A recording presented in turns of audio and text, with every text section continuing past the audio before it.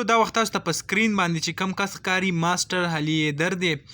د پرون پروګرام کاوه تقریبا هغه څه 9:30 په او کم 10 بجې وې. په هغه ټیم کې زلزله رااله.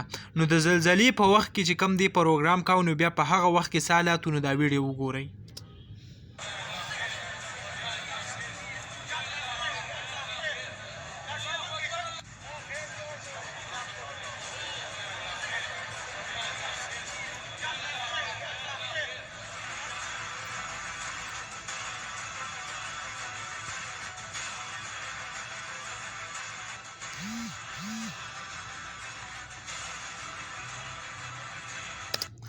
ملګرو زلزلې هغه ولې راځي په دې باندې باقاعده کم حدیث چې دي هغه هم موجود دي.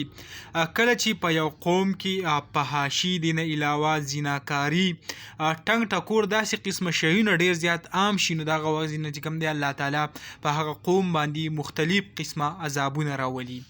که مونږ وګورو نن سبا که زمونږ د پښتنو هم کم ودونه وي د نه علاوه کم پروګرام وي څه فنکشن وي هغه صرف او صرف د ټنګ ټکور نه شروع کیږي او په ټنګ کور باندې هغه ختمیږي. یعنی ډیره زیاته د افسوس خبره ده که مونږ یو خپل خوشحالي هغه مناوو نو مونږ له پکار دي که مونږ د دین چې مونږ ته څه ښودلی دي زمونږ اسلام چې مونږ ته څه ښودلی دي مونږ د هغې سره هم هغه مناوهلی شو چې داسې د ټنګ ټکور او داسې اجراګان او ډمې او دا قسمه شیونه پکې مونږ راولو. د هغې نه ښه دا ده چې مونږ پکې علما کرام راولو خلکو ته درس ورکړي خلکو ته تربیت وښیي نو هغه به ډیره زیاته ښه وي.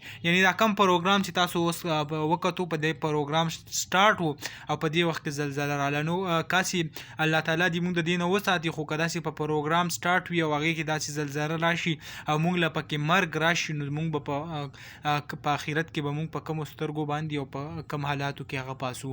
ډېره زیاته د افسوس خبره ده زموږ کم پښتانه چې دي هغه ورځ په ورځ داسې د ټنګ ټکور داسې فنکشنونه چې کوم دی هغه د فنکارۍ سیټ ډېر زیات په مخ په وړاندې روانې دي.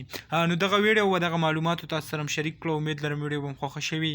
که ویډیو مو خوښه شوي ویډیو لایک کړئ او که زموږ په چینل نوي یو چینل سبسکرایب کړئ د داسې نورو ویډیوګانو دپاره.